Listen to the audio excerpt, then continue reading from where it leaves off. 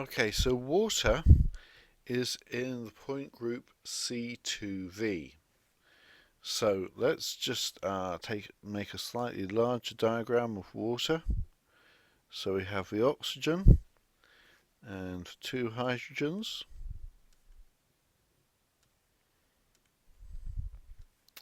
And it has various symmetry operations. So, of course, there's E, the identity, where we do nothing.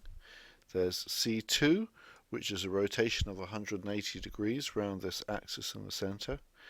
And we also have two vertical planes of symmetry.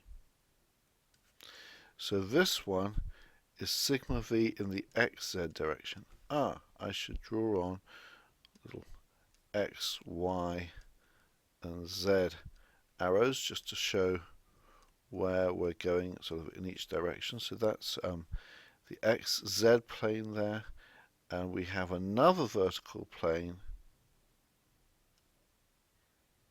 which is just sort of there, and that plane there is sigma V YZ.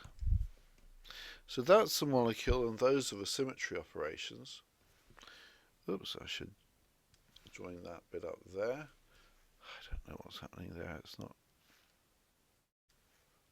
nearly there. Ha, right, that will have to do. Okay, so now let's have a look at the group table. So the group table for C2V, we have E, C2, sigma V in XZ, and sigma V primed in YZ. Oh, by the way, here, that it's sort of convention that we line up the hydrogen atoms along the x-axis. We could flip the molecule round by 90 degrees so that the hydrogens are running along the y-axis, but just generally we do it this way. It's not going to have a massive influence on the calculation.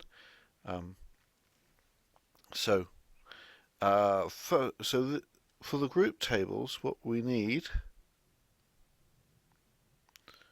let's have this come down here, goes across here, comes down here, comes down here. So we have our irreducible representations, which are A1, A2, B1, and B2, and they have these numbers here for each of these symmetry operations.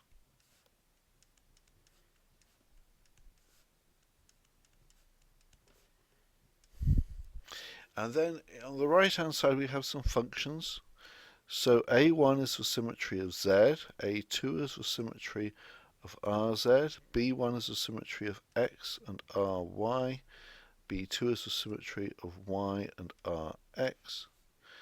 And then on the right hand side we also have quadratic functions like x squared, y squared, z squared, xy for A2, and then we have x, z, and yz in for B1 and for B2. Okay, those we'll need later on. But what we want to do now is find the vibrational normal modes. Okay, so what we're going to start off by doing, I have to draw these lines down a bit further, is find a representation. We draw to the capital gamma for the atoms. It's really for the nuclei because it's the nuclei that move, but there's not so much space to write, and atoms normally explains what we're going to write here. So gamma for the atoms. And when we're writing a representation down, what we do is we see how many stay in the same place with each operation. So we have three atoms, H, O, and H, and when we do E, all three of them will stay in the same place because E means do nothing. It's the identity operation. So we can put a 3 in for our first number. C2, with our C2 rotation, the molecule flips around by 180 degrees, so the oxygen stays in the same place, and the two hydrogens swap over. Now if you want, you can pause the video and figure out the next two. So rushing on, if we reflect in XZ, that's this plane here, the plane of the page or the plane of the screen, then that means that all three atoms stay in the same place. But in YZ, which sort of cuts into the screen, then the two hydrogens will flip around, but the oxygen stays in the same place. So we have one again there. Now, that's a representation for three atoms, and what we now need is a representation for X, Y, and Z. And we have, handily, we have Z and X and Y given to us in group tables, and we can see they are A1 and B1 and B2.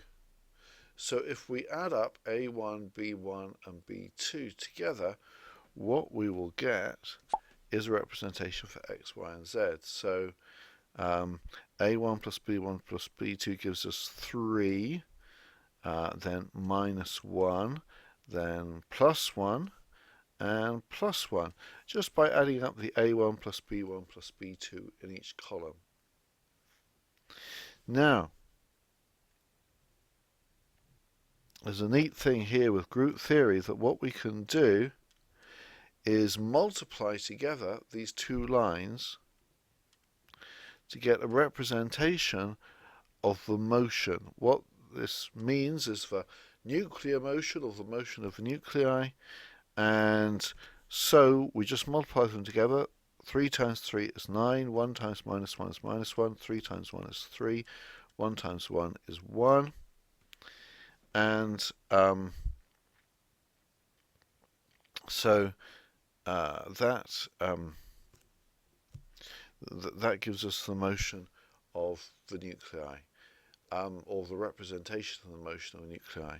Now, effectively, what that does is it is a way for us to consider having sort of X, Y, and Z vectors moving on each of these atoms here, on the H, the O, and the other H. But it was okay for the diatomics sort of to go through them and figure out where each what each combination did. But for three atoms or for more, it's going to be really quite difficult to do that. But with group theory, what we can do is we can actually just figure out the representation for the atoms, and then multiply that representation by the representation for X, Y, and Z, and then just automatically we get a representation of the symmetry of X, Y, and Z on each of the atoms.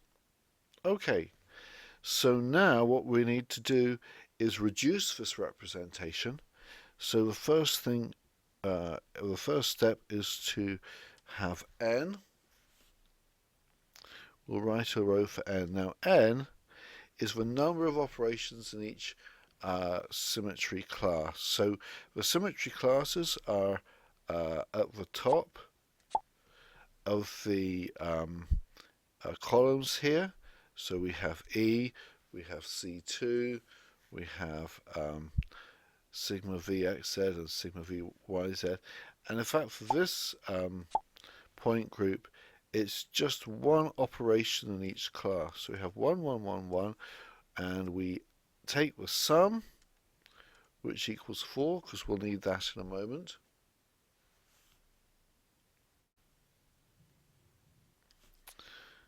So now we need to do a sort of dot product thing where we have the motion, and we do a dot product with n and with A1. So that what we do is we multiply together for each column the motion here, A1 here and N, which is here. And so what we get is 9 times 1 times 1 is 9. Minus 1 times 1 times 1 is minus 1. 3 times 1 times 1 is 3. 1 times 1 times 1 is 1. And we take the sum of those, and that's equal to 12.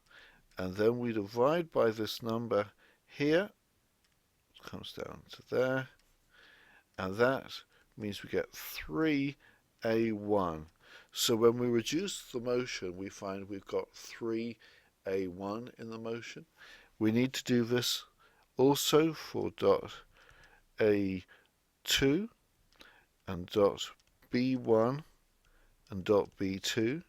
Now again, if you're watching this, what I suggest you do is maybe pause and actually work these out yourself.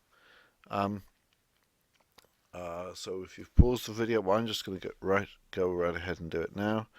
So for A2 we have it's pretty much the same as for A1, but for A2 notice that we have these two minus ones in the table. So that means what we get is 9 minus 1 minus 3 minus 1. And the sum is equal to, well, it's 9 minus 1 minus 3 minus 1. So if the sum is 4, we divide that by 4, and so what we get is A2. For B1, well, for B1, we have 1 minus 1, 1 minus 1 along the columns. So this is going to go 9. Ooh, the minus 1 is going to turn into a plus 1.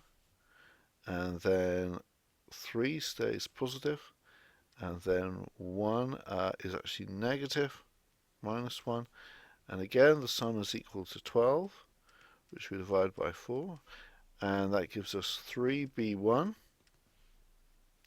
And then dot B2, what we get is 9. So this is plus 1 minus 3. And then we have plus 1 at the end here. And so the sum is equal to 9 plus 1 is 10 minus 3 is 7 plus 1 is 8. 8 divided by 4 equals 2B2. It's worth saying here that actually you always should get whole numbers for each of these values. And if you get a fraction on the right hand side when you're doing this division, then something's gone wrong with your calculations. So the vibration, also no, not the vibrations yet, the motions have got the symmetry of 3A1 plus A2 plus 3B1 plus 2B2. Now to get the vibrations, we take away X, Y, and Z, which are the translations in X, Y, and Z, which are these things circled in yellow here on the right, X, Y, and Z. So we take away A1 plus B1 plus B2.